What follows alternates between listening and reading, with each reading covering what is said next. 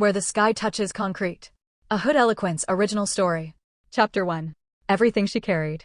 The terminal at JFK smelled like ambition and recycled air. Blessing Nella stood at the edge of the arrivals hall with a carry-on in one hand and a folder of printed documents pressed against her chest like scripture. The folder held her curriculum vitae, 2 letters of recommendation from her professors at the University of the Arts London, certified copies of her dual degree transcripts, hotel administration and business administration, and a single printed confirmation of an interview she had not yet been invited to. That last document was more of a declaration of intent than an actual appointment. She had emailed the Manchester Grand on 5th Avenue 3 times. She was still waiting for a response. But Blessing Nella had never been the kind of woman who waited quietly. She had simply learned to wait with her face arranged into stillness, while her mind moved at a full sprint. She was 29 years old, the daughter of a Jamaican father who had driven a night bus in Brixton for 22 years and a Trinidadian mother who ran a small catering business out of their semi-detached house in Lewisham. She had grown up between 2 worlds, the warm, rum-soaked noise of Caribbean households and the cool grey pragmatism of South London, and she had learned early that she would have to work twice as hard to be taken half as seriously. So she worked 4 times as hard and refused to be taken for anything less than exactly what she was. What she was on this particular Tuesday afternoon in late September was tall.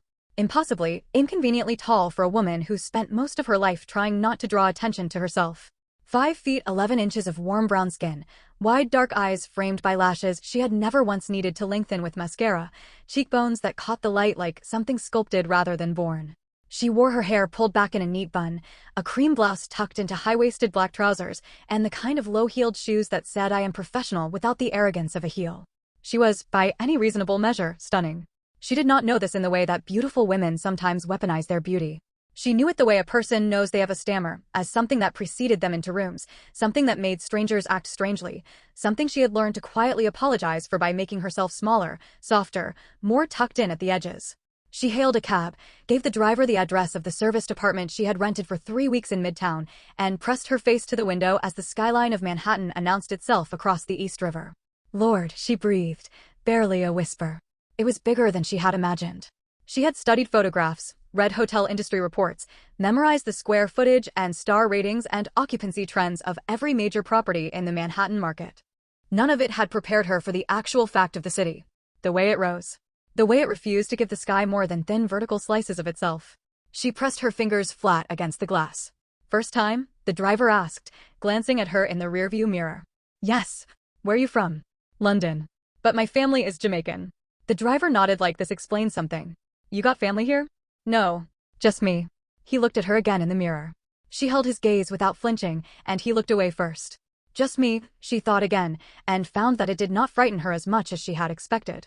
She had been just me for most of her adult life. She had simply never been just me in New York before. Chapter 2. The Gallery on 57th. She gave herself 4 days before the interview she had still not technically been invited to. 4 days to walk the city.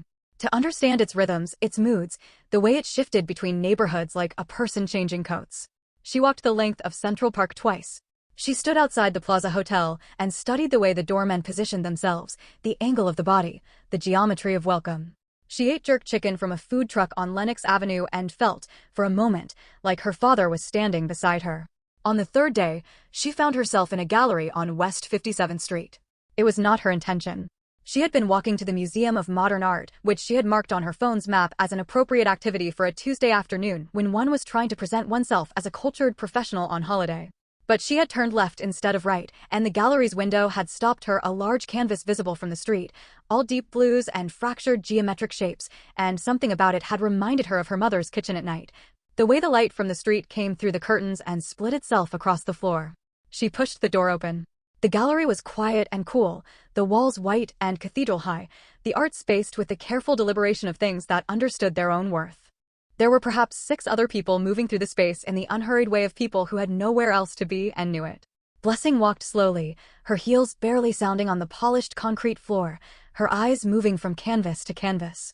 She stopped in front of a piece that was mostly black with a single horizontal streak of gold near the bottom, like the last light before dark or the first light before dawn, depending on which way you were traveling. She was still looking at it when she became aware that someone else had stopped near her. She glanced sideways. He was extraordinarily large. That was the first thought, not handsome, not intimidating, not anything nuanced. Just large. He was several inches above 6 feet, built with the kind of breadth that made the space around him reorganize itself instinctively. His shoulders filled the frame of her peripheral vision.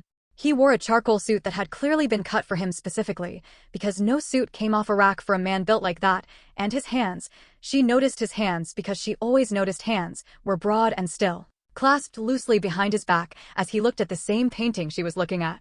He had not glanced at her. She looked back at the painting. A full minute passed in silence. "It's the same piece every time," he said. His voice was deep in the way of things that don't need to announce themselves. American.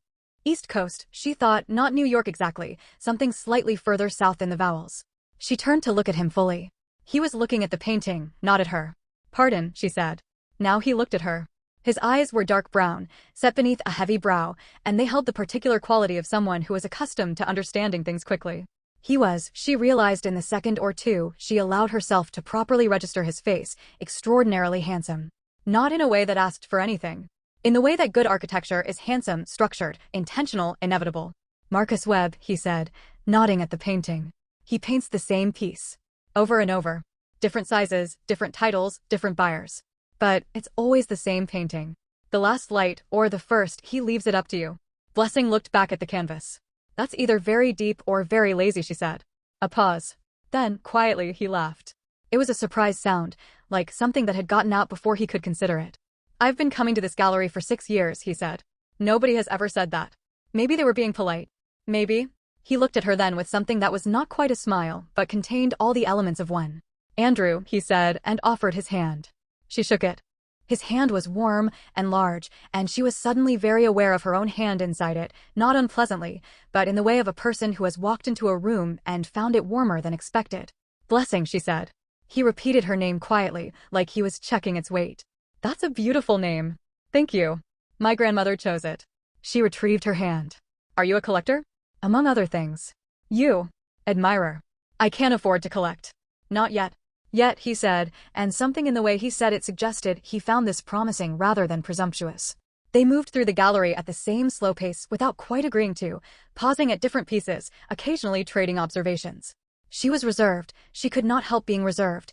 It was woven into her the way her accent was, something she carried without choosing, but she was not dull, and she could feel him noticing the difference. He was direct without being aggressive, thoughtful without being slow. He listened when she spoke, which was rarer than it should have been. At the gallery's exit, they paused. "Are you in the city long?" he asked. 3 weeks.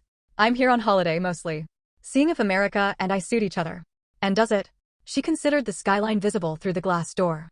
"Ask me in 3 weeks." He smiled then, a full smile, which transformed his face into something almost disarming. "I hope the answer is yes," he said simply. "It was a pleasure." "Blessing. And you." She walked out into the late afternoon sun and did not look back, though she was aware for a full block that she wanted to. Chapter 3. The Manchester Grand. The response to her third email arrived at 6:47 on Thursday morning. Blessing was sitting at the small desk in her service department with a cup of tea, going over her notes on the Manhattan hospitality market, when her phone lit up with a notification from an address she did not immediately recognize. She read it twice before she understood what it was. Manchester Grand Hotel, Office of the Director of Operations. They had reviewed her materials. Would she be available for an interview on Monday at 10 o'clock? She sat very still for approximately 4 seconds. Then she set her tea down carefully, placed both hands flat on the desk, and said, quietly but with great feeling, yes. She had researched the Manchester Grand extensively. It was a 40-story property on Fifth Avenue, built in the mid-90s and renovated twice since, once in 2008, which had bankrupted its original ownership group, and once in 2019 under its current owner, which had transformed it into one of the most lauded boutique luxury properties in the city. 94 rooms, 3 restaurants, a rooftop bar that had appeared in every major travel publication in the last 2 years, and a service philosophy that read, in the hotel's own literature, like something written by someone who had actually stayed in places that disappointed them and was determined never to be that place. The current owner was a man named Andrew Manchester. She had read about him, inherited the property from a great-uncle, leveraged it against significant personal capital to fund the renovation, held an MBA from Wharton and a background in hospitality consulting. 35 years old. Ran the property with a hands-on approach that was unusual for someone at his level. She had not connected this information to the man in the gallery. Not until Monday morning, when she walked through the Manchester Grand's revolving door, gave her name to the front desk attendant, and was escorted to the executive floor, where she was shown into a corner office with floor-to-ceiling windows overlooking Fifth Avenue. She had been seated for perhaps 2 minutes when the door opened. She stood, turned, and felt the air leave her lungs in a single quiet motion. Andrew, the man from the gallery, the man with the large hands and the surprised laugh, stopped in the doorway. He was in a different suit today, navy, and his expression cycled through something very quickly: recognition, surprise, and then, before she could fully read it, composure. "Blessing," he said. "Mr. Manchester," she said, and was proud of herself for the steadiness in her voice. A beat. He crossed the office and extended his hand. She shook it. The warmth was the same. "You didn't mention you were in hospitality," he said, settling into his chair across from her. "You didn't mention you owned a hotel." "Among other things," he said, and his mouth curved in a way that referenced their conversation in the gallery without quite quoting it. She straightened her spine. "If this is uncomfortable, Mr. Manchester, I can reschedule with your director of operations directly." "I don't want." "It's not uncomfortable." He opened the folder in front of him, her folder, her CV, her transcripts. "I pulled your file this morning. Dual degree, first-class honors on both. 3 years as assistant F&B manager at the Langham in London. Previous internship at the Burj Al Arab." He looked up. "You're overqualified for the position you applied for." She had anticipated this. "I'm new to the American market. I'm willing to enter at a level that lets me demonstrate what I know in this specific context before asking for anything above it." He studied her for a moment. She held his gaze and did not fidget. "Why New York?" "Because it's the most demanding hospitality market in the world. And I'm not interested in easy." Another pause. Longer this time. "Can you start the 1st of October?" he asked. Chapter 4. Learning the language of the house. She started on a Wednesday. The Manchester Grand operated with the quiet efficiency of something that had been well designed and then maintained with obsessive attention. Every department ran like a sentence that had been edited to its essential meaning, nothing superfluous, nothing missing. Blessing moved through her first week with the careful alertness of someone learning a new instrument. The same principles she already knew, but a different weight in the hands, different acoustics in the room. Andrew Manchester was not an absent owner. He moved through the property in the early mornings and late evenings, speaking to staff by name, noting things that were slightly off before they became things that were significantly wrong. He had a quality she recognized from her best professors: the ability to ask a question that was also, simultaneously, the answer. He did not treat her differently from any other member of the management team.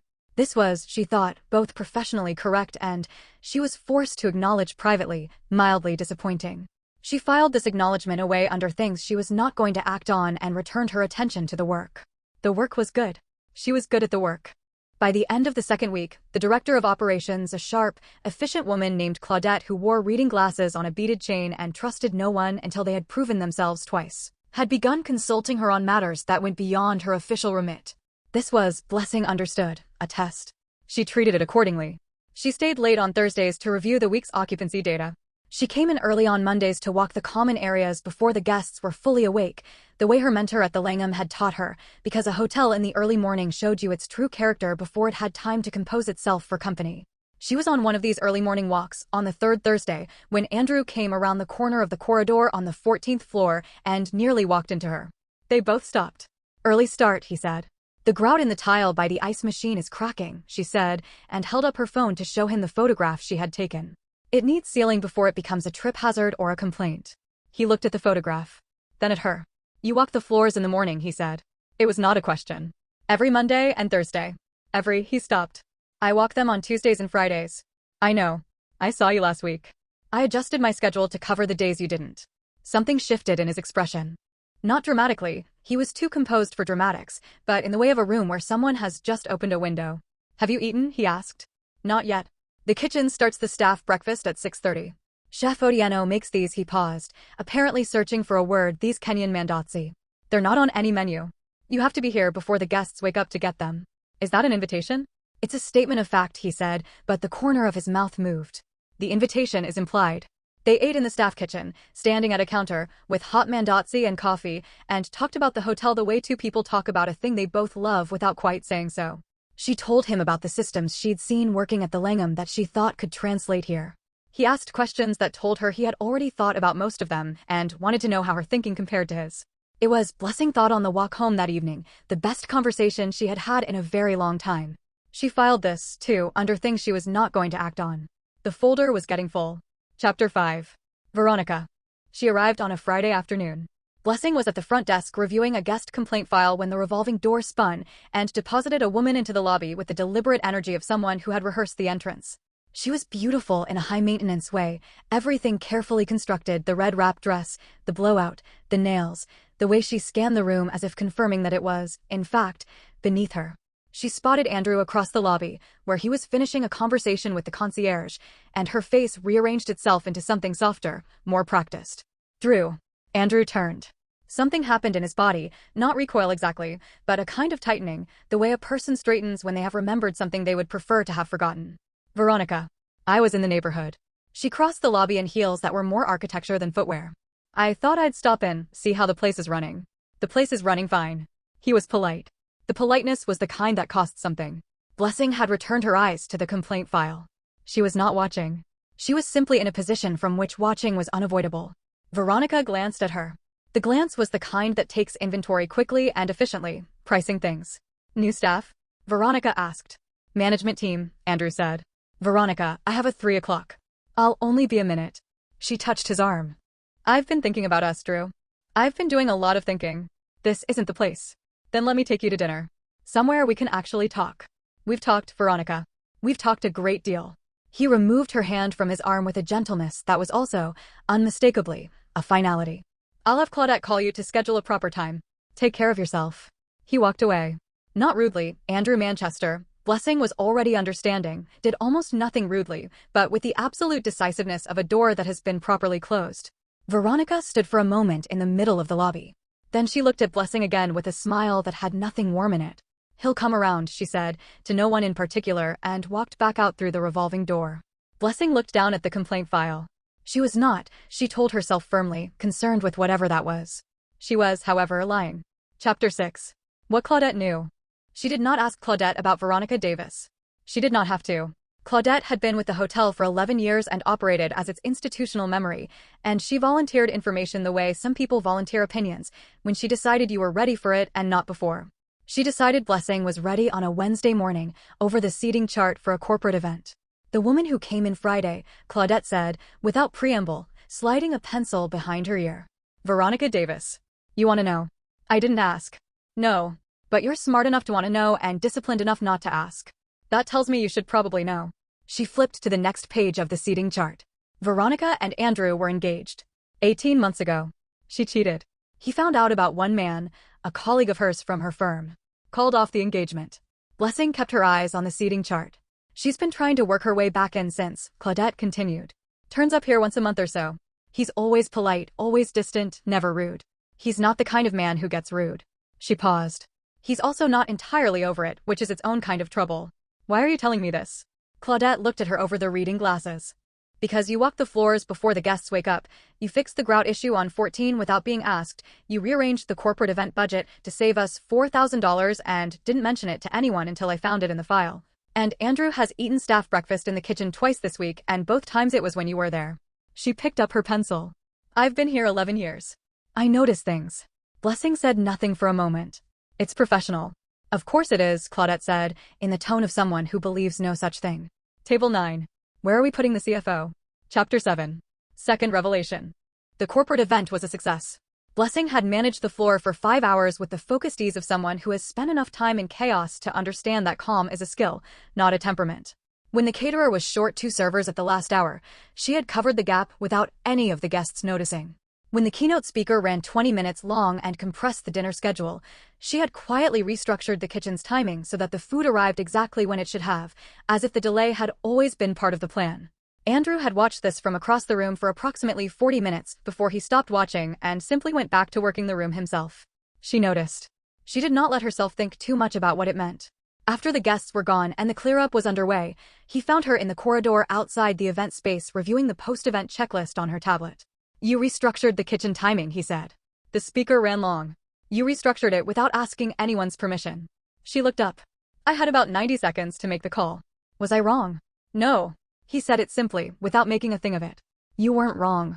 They were walking toward the lift when the lobby doors opened again and Veronica Davis walked in, this time with a man Blessing did not recognize, tall, light-skinned, wearing the satisfied expression of a man who is used to being the most attractive person in a room. And was occasionally incorrect about this. Andrew saw her before she saw him. He did not slow down. Veronica saw him a second later. Her hand dropped from the man's arm. Drew. I didn't know you had an event tonight. It's my hotel, Veronica. I usually know what's happening in it. The man beside her extended his hand. Marcus Bell. I've heard a lot about this place. Andrew shook his hand. His face remained perfectly neutral. Veronica's did not. She was watching Andrew's face with the particular attention of someone who is checking their work. We were just having dinner in the area, she said. Enjoy the evening. Andrew stepped into the lift. Blessing followed. The doors closed. A silence. Marcus Bell, Andrew said, to the doors. She told me about one. She told me the one was isolated. An error in judgment. Blessing chose her words with care. People don't always tell us the whole story. No, he said. They don't. The lift arrived at the executive floor. He stepped out, then turned back. You were exceptional tonight, he said. Genuinely. The doors closed before she could answer. She rode back down alone, pressing her back against the lift wall, and breathed. Chapter 8. The Weight of Almost. She called her mother on a Sunday.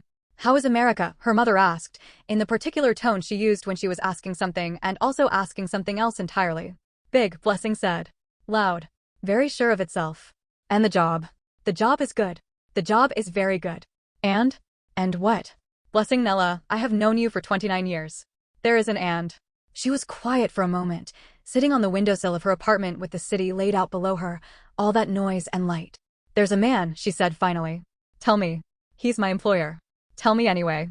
She told her. Not everything, she was too private for everything, but enough. The gallery, the hotel, the early morning floors, the breakfasts in the staff kitchen that had become a quiet rhythm between them. The ex-fiancée who kept appearing like a sentence that refused to be finished. He sounds complicated, her mother said.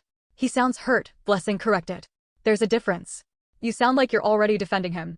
She looked at the city. Maybe. Blessing. Her mother's voice was gentle and direct in equal measure.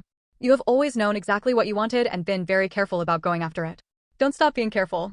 But don't mistake careful for scared. After she hung up, she sat with that for a long time. She admitted to herself, a little scared. Not of him. She did not think Andrew Manchester would ever give a woman a reason to be scared of him. She was scared of the feeling itself. She had been very deliberate about her heart. She had kept it in a place where she could reach it without being reached in return, and something about the way he looked at her across the kitchen table, or across the lobby, or across the gallery, she had not imagined that, was making it difficult to maintain the distance she had always depended on. There was also, she was honest enough to acknowledge, the simple fact of him, the size of him. When he stood close, and he sometimes stood close, in the way of large people who have learned to be careful about it, but occasionally forget, she became very aware of herself in a way she had no previous framework for. She was not naive. She understood what it was. She had simply never felt it before with any urgency, and the urgency surprised her. She was 29 years old, and she had kept herself, deliberately, for reasons that were her own. Not for lack of opportunity. Not for lack of longing. But because she had always understood instinctively that what she was waiting for was not just a man, but a particular kind of safety, a particular kind of certainty, and she had not been willing to compromise on either. She was beginning, quietly and with some alarm, to wonder if this was it. Chapter 9. 3 Men and the Truth. The third revelation came on a Tuesday. She was in Andrew's office for a budget review, a legitimate, purely professional meeting that Claudette was also present for, when his assistant knocked and informed him there was a Veronica Davis in the lobby insisting on speaking to him. Tell her I'm in a meeting, Andrew said. She said it's important. She said it concerns something you need to know. He looked at Claudette. Claudette looked at Blessing. Blessing looked at the budget spreadsheet and made her face do nothing. 5 minutes, Andrew said. Send her up. Veronica arrived in the doorway with the composed expression of a woman who has planned what she is going to say and has committed to saying it. Her eyes swept the room, landed on Blessing, and something in her assessment shifted, a sharpening. I didn't realize you were in a meeting, she said, though the assistant had clearly told her so. You said it was important. Andrew gestured to the chair across from his desk without standing. You have 5 minutes. Veronica sat. She folded her hands. I heard you ran into Marcus Bell last week. In my lobby. Yes. I wanted to explain. You don't owe me an explanation, Veronica. We're not together. We could be. She glanced at Blessing. If certain things weren't in the way. Nothing is in the way, Andrew said evenly. I made a decision based on what you showed me about yourself. That hasn't changed. Veronica's composure flickered. You found out about Darius, and you treated it like the end of everything. But it wasn't what you think. Darius was, it was complicated. He and I had history before you. That shouldn't count the same way. A pause in the room. Andrew's voice was very quiet. Darius. The man from my firm, Drew, we've talked about this. The man from your firm was named James. Silence. Veronica's hands, still folded, pressed tighter together. Darius, Andrew said again, and his voice had the quality of something being worked out in real time, a calculation arriving at a number that changes other numbers. And James. And Marcus fell. Drew. How many, Veronica? That is not a fair question. How many? She looked at him. Then, briefly and involuntarily, at Blessing. Blessing met her eyes with an expression that was entirely neutral. She had spent 29 years being the steady one. She knew how to keep her face. It doesn't matter how many, Veronica said, pivoting. What matters is that I chose you. At the end of all of it, I chose you, and I came here today because... You came here today because you saw someone else in my office, Andrew said quietly, and you wanted to reestablish a claim you don't have. Veronica stood. Her chin was up, her eyes bright with something that was not quite tears, but was close. You're going to regret this, she said. I don't think I am. He stood too, the full height of him, and she had to look up, and Blessing watched Veronica absorb the fact that she had lost the room. I'll have someone see you out. After she was gone, the office was very quiet. Claudette made a small sound that was not quite a word and returned her attention to the spreadsheet. Andrew stood at the window with his back to the room. We were at page 14, Blessing said, gently. The F&B quarterly projection. He turned. There was something worn in his face, and something else beneath it, not relief exactly, but the particular quality of a man who has just finished carrying something he had not admitted was heavy. Page 14, he said, and sat back down. Chapter 10. What she showed him. He took her to dinner that Friday. He asked her in the way of someone who had thought carefully about how to ask, not in the hotel, not at the end of a meeting, but by appearing at the front desk at 6:15 in the evening when her shift had ended and saying simply, I know a place on the west side. Good food, quiet enough to talk. Would you like to have dinner? She looked at him for a moment. As colleagues, she said. No, he said. She said yes. The restaurant was small and warm and operated in the way of restaurants that have been doing the same thing well for a long time and see no reason to change. They ordered and talked, and she realized partway through the meal that she had laughed 3 times already, which was unusual for her at dinner with a person she was actively trying not to fall in love with. He asked about Jamaica. She told him about her father's stories of St. Elizabeth Parish, the color of the sea in the early morning, the grandmother who had named her and who had died the year Blessing turned 12, leaving behind a Bible with handwritten notes in the margins that Blessing still kept on her nightstand. She wrote in the margins? Andrew said. Arguments, mostly. Disagreements with the text. Margin notes saying, but why, or this doesn't account for, she was a woman of significant faith and absolutely no deference. He smiled. She sounds like someone I'd have wanted to meet. She would have terrified you. Probably. He looked at her. You get it from her, don't you? The thing where you say exactly what you mean without making it sharp. Is that how I seem? That's how you are. He said it with the simplicity of an observation rather than a compliment, which made it land harder than a compliment would have. She looked at her wine glass. Andrew. She said his name carefully. I need to be honest with you about something. All right. I like you. I have liked you since the gallery, which was before either of us knew there was a professional relationship to complicate it. And I've been very deliberate about not acting on that because I'm new to this hotel and to this country, and I have no interest in being the woman who blurs those lines for personal reasons. She looked up at him. But I think you're asking me to dinner in a way that suggests you would like those lines to move, and I think you deserve to know what you would actually be dealing with if they did. He was watching her steadily. Tell me. She took a breath. I'm not experienced in relationships. I've chosen, deliberately, to wait, not for a religious reason specifically, though faith is part of it, but because I've always understood that I needed to feel safe with a person before I could be fully present with them, and I have never felt safe enough. I'm telling you this, because it's fair for you to know what I am before you decide what you want from me. The restaurant moved quietly around them. Someone laughed 2 tables over. Why are you telling me now? He asked. Because if you're going to change your mind, I'd rather you change it before I'm further in. He was quiet for a moment. Then, I'm not going to change my mind. Andrew. I'm 35 years old, he said. I've made mistakes with what I thought I wanted. I've been with women who knew exactly how to seem like everything and were practicing the whole time. He shook his head slightly. You just told me something honest and uncomfortable because you thought I should know it. Do you know how rarely that happens? She held his gaze. I'm not asking you for anything you're not ready to give, he said. I'm asking you to let me take you to dinner.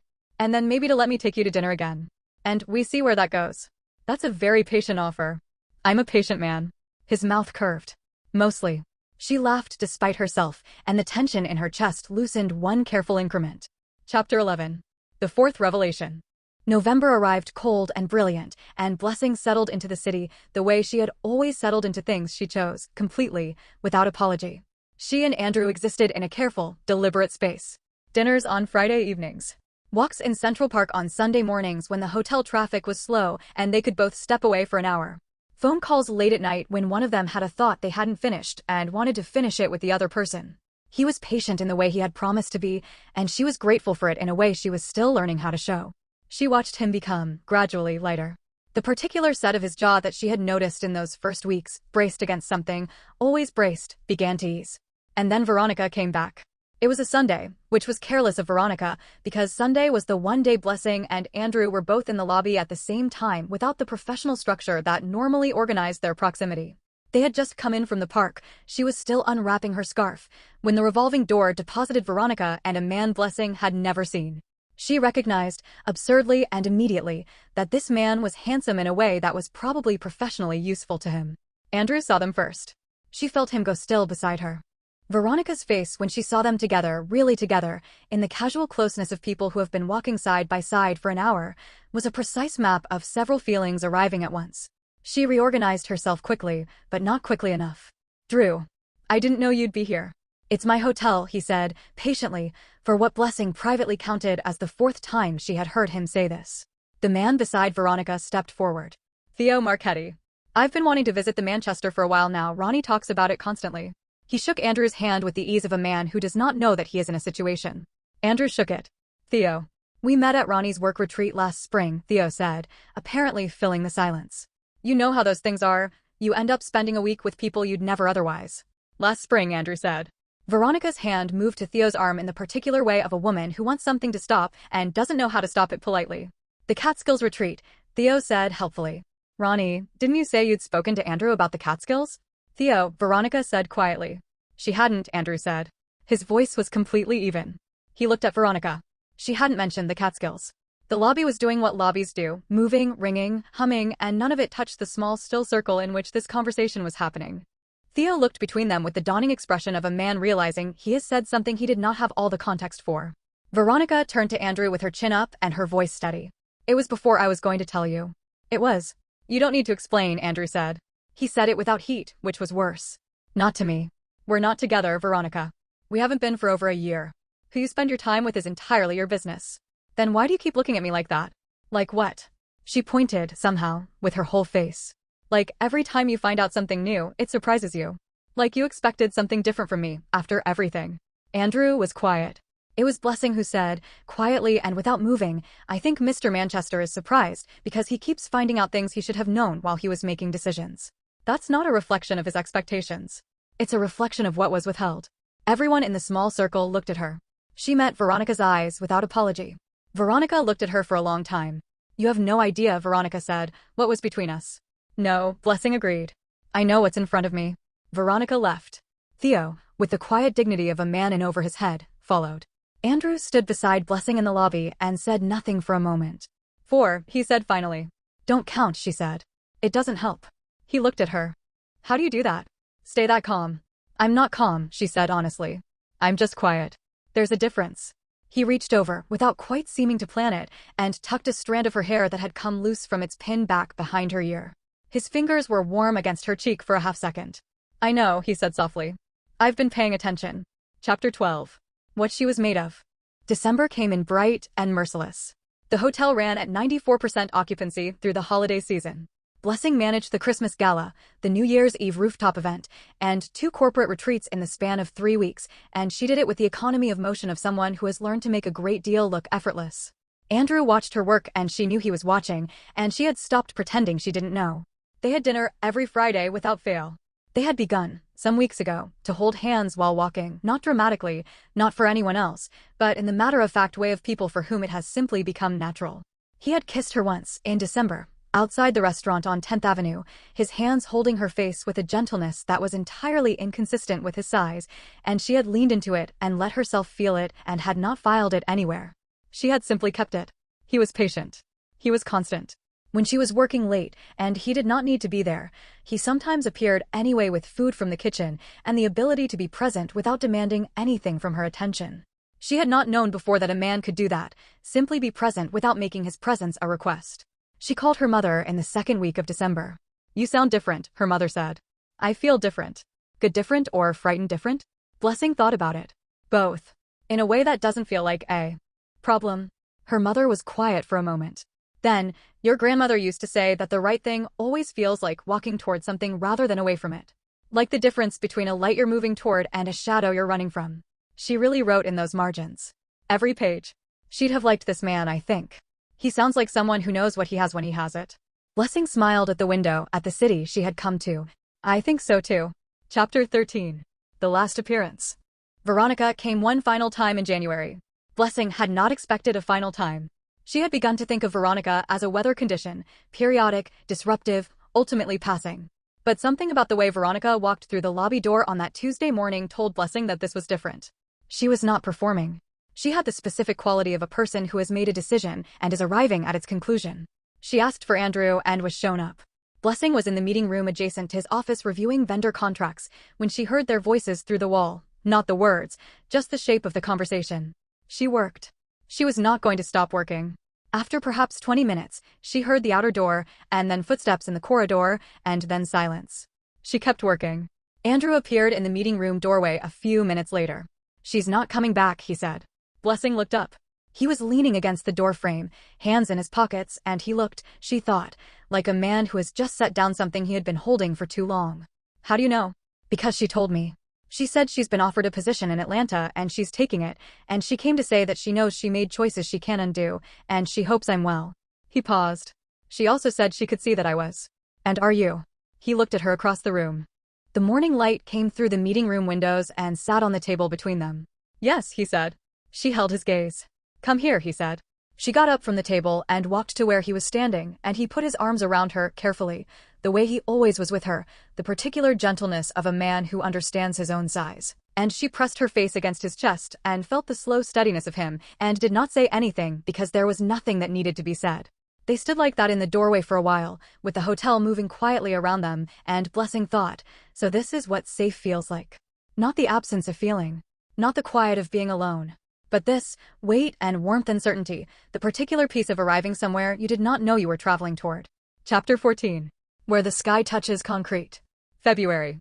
He took her to the rooftop on a Sunday evening, which was unusual because the rooftop bar was closed on Sunday evenings in February, and she asked him why they were going up, and he said he wanted to show her something.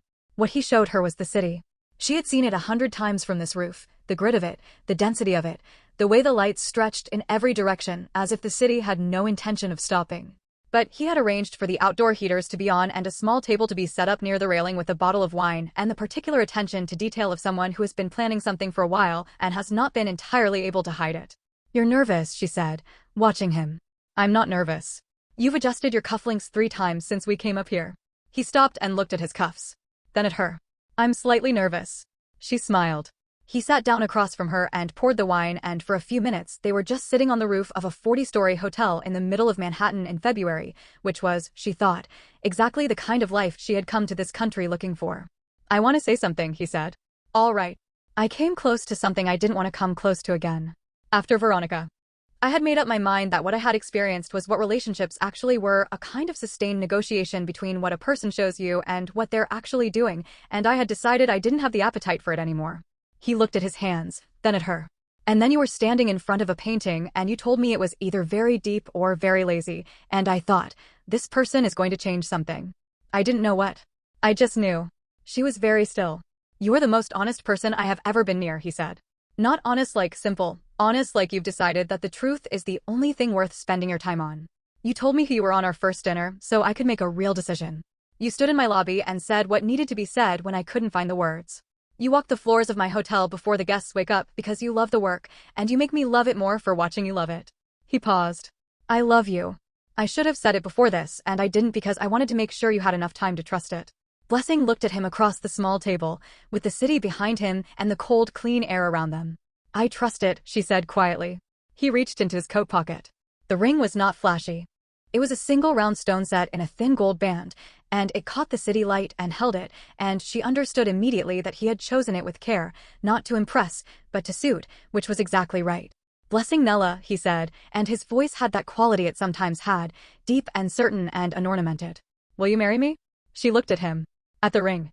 At the city spread behind him like a world that had decided to show off. Yes, she said. Andrew. Yes. He came around the table and put the ring on her finger and then held her face in his hands the way he had the first time he kissed her, and she looked up at him, at all 6 feet 5 inches of him, at the particular gentleness he carried inside all that size, and felt something open in her chest that she recognized as the future. He kissed her, there on the roof of his hotel in the February cold, and the city did not notice and did not need to. Chapter 15. What she saved. They were married in May. The ceremony was small. Her parents flew in from London, his mother and 2 sisters came from Philadelphia. Claudette wore a dress the color of good champagne and cried at precisely the right moment. The reception was held on the rooftop, warm now, the city soft and green in the distance, and Blessing wore a gown her mother's seamstress had made in 3 fittings, cream silk that moved like something that had always meant to be on her. And she did not once feel like she was performing anything. She had kept herself for this. She had not always been certain she would understand, on the day, why she had kept herself, whether the waiting would feel like wisdom or like merely the absence of opportunity. She understood now. It had not been absence. It had been intention. The deliberate saving of something for the right moment, the way her mother kept the good china for occasions that deserved it. This was an occasion that deserved it. After, in the suite, she had prepared herself because she knew every detail of this hotel, and she had wanted this room to be exactly right. She had checked the linens twice, had placed her grandmother's Bible on the nightstand, had stood in the doorway for a moment that afternoon and thought, yes, this is right. Andrew sat on the edge of the bed and took her hands and looked at her with the particular seriousness of a man who is taking care. Tell me if anything. I will, she said. I mean it. I know. She looked at him. Andrew.